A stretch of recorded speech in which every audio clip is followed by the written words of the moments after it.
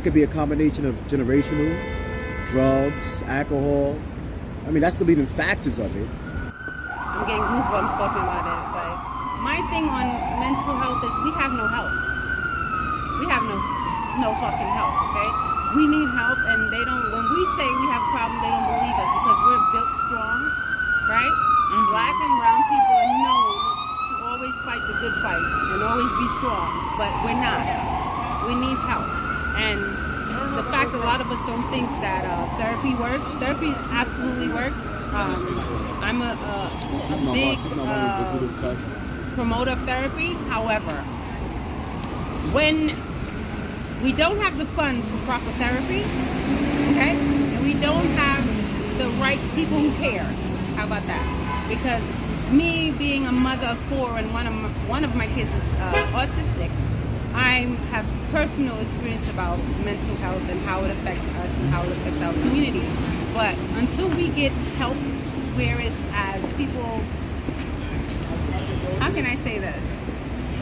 Take us seriously before we actually go the fuck off, because it's too much. I feel like therapy should be normalized a lot during the Black community because we like to tend to take things and we internalize it, and it turns out to be anger, aggression, a lot of anxiety. In Black women, it turns out to be a lot of anger and aggression, and that's what stems with that stereotype that Black women are angry. And the whole time we just full of anxiety, like so that's me. So I'm Dominican American, so it's like I understand like the Black perspective, but also the Hispanic community. We do this thing where we, what is it, like put it under the rug, like sweep it under the rug a lot. So it's like I feel like with the younger generation, my generation, we do a way better job at like checking for boundaries and making sure like, oh, like I have anxiety, like really like coming out of our shells and speaking about stuff instead of being like our parents. So I think we're making progression with mental health. Right.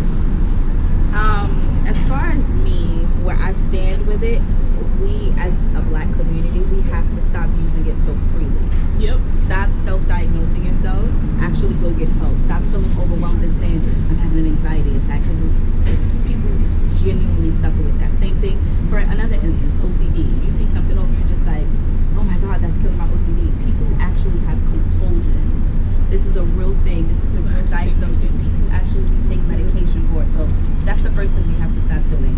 Also, therapy is cool as shit. I don't know if we can do that, but it's cool. Imagine just talking to somebody and they're listening to you. They're helping you navigate life, navigate everyday struggles. I'm growing up in New York City.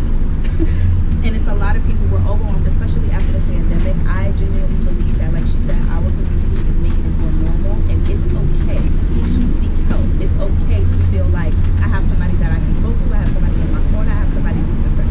Also, find somebody Black. Yep. Somebody that can relate. Somebody that can relate to you. Find somebody Black that can talk to you, that can understand you, instead of feeling like you're talking to the oppressor. So, with that being said, go get help. It is cool. It is fun. I actually just started and I feel a lot better. I'm able to communicate better. So, that's something to add. Also, I'm Caribbean Black, so it's a kind of like a different ballgame for me, because I grew up with very Jamaican parents, very Jamaican everything, and they really do not see mental health as mental health. Me having a bad day and not wanting to talk to anybody is me being disrespectful, and it's like I feel like more Jamaican parents, more Caribbean parents in a whole need to just expand their minds on mental health so that you can be there for your child and not demonize them for not wanting to say hello or wanting to stay in their room so much, or taking anxiety or any other mental health situation, mental health problem as such a bad thing. Does stem from parenting and how we were parented, as to why we have these mental health issues in the first place. And it trickles down through the generations, through the bloodline itself too. So I feel like I just want it to be more of a conversation for everybody. I feel as though mental illness within the Black and brown community is something that is just beginning to be talked about. And as we were growing up, it wasn't mentioned to us, or it wasn't focused on. And we just used to brush everything off as, oh, you gotta get tougher, or you gotta get better, or you just gotta work through it. But now that in the new age, we're starting to talk about it more. We're starting to be introduced. Like the new kids are being brought up, being aware of it and knowing how to deal with it better than we was. Ignored, disregarded, downplayed, made People to don't be care about anything it. but actual mental health. Black and brown families don't take mental health seriously because it's considered another thing against us. That make us seem weak, and we already have to prove ourselves more than enough in the society. I guess it's unspoken of. If you were saying, you know, it's not a lot of people that's going to therapy for it. There's a lot of people that's speaking about it. It's about, I guess, pride. I'm not sure. Because of our culture, because of our own pride, we don't speak enough about it. We're all very, as a community, I feel like we're all very self-aware, and that scares me. So yeah, I think we need to learn how to not be afraid and speak up. Yeah, I think so. The same, that it's like we need to talk about it more because there's people out here struggling. We all have the same struggles, and it's better if we all talk about it and come up with a solution together. Right. Basically, black people, you know, we need to basically get counseling. Our color, people of our color, skin color, basically don't believe in talking to other people, but we do need counseling. You know, a lot of people believe that, you know, going to church and everything, but counseling helps. You know, you need to talk to people, you need to let someone know how you're feeling, what's going on in your life. Mental health, like, it's not really talked about in this world, but I feel like the way people should deal with it is like going to talk to a therapist. Also, the way I deal with my mental health, I meditate. I sit down, I block everything out, I get my personal time, or whatever. I listen to my music, or I listen to the silent music, it won't be bothered with anyone. Honestly, I feel like the mental health in our community is horrible because a lot of our people don't feel like they should get help. You know what I mean? Like a lot of people think like, oh, like you just got to deal with it, this and that. And like a lot of men tend to like not speak about how they feel about certain things. You know what I mean? Mm-hmm. And I feel like that's what kind of messes up our community. I feel like if a lot of us were to speak more about how we feel, like, yeah. I think it's so important, and it's like essential. Like the world and white supremacy and capitalism is just trying to tear us and destroy us, and it's so important for us to take care of ourselves, take care of each other, and our mental health is such an important component of our mind, body, and spirit. First, I would say it depends on a lot of work. It depends on where you're coming from and what you're going through in the community. But the community definitely needs a lot of work when it comes to mental health, because I'm actually surrounded by it every day. I feel like the city should step in more, you know, with finance, because you can get on the train, you know, just be walking to the store, anything, and you got people with real severe mental disorders, you know, might come and just slap you up in the back of the head with something, you know, and just laugh at it and keep going like they did nothing. So I feel like it's a lot. It needs a lot to be done with the mental, especially in the black and brown community, but you know, all over. But mainly in the black and brown communities, I feel the mental health situation is way, way off. You know, I need a lot of help. And they close down the hospitals, they close down mental institutions. So when they run across a mentally ill person, all they do is want to throw them in jail. You know what I mean? So, and then kick them right back out in the street because there's nowhere to keep them, there's nowhere to put them to get help. The money, they need money. Where they gonna get the money from? You know, to get the people to do the professional help, psychiatrists and mental health workers and stuff like that. I feel like they need a lot of work done. It's very important from where we come from, especially that we're all stable, have some type of stability. Nobody's perfect, but I feel like our community is like has a light on us because we're still stereotypes. So white people think the same way as black people, but when we do something bad, we're in that little light that we have. You know what I'm saying? So, I would say, you know, for what we have and to rise out of that is very important. You know what I'm I'm saying? And it's a milestone. And I'll give you one example of how I've seen mental health be dealt with back home. So my parents' health insurance only covers about 10 appointments. And so my mom went for 10 appointments, and then she was like, yeah, she told me I could leave. Where I know that my mom's mental health requires, years of sitting down and like looking back at things and talking through them.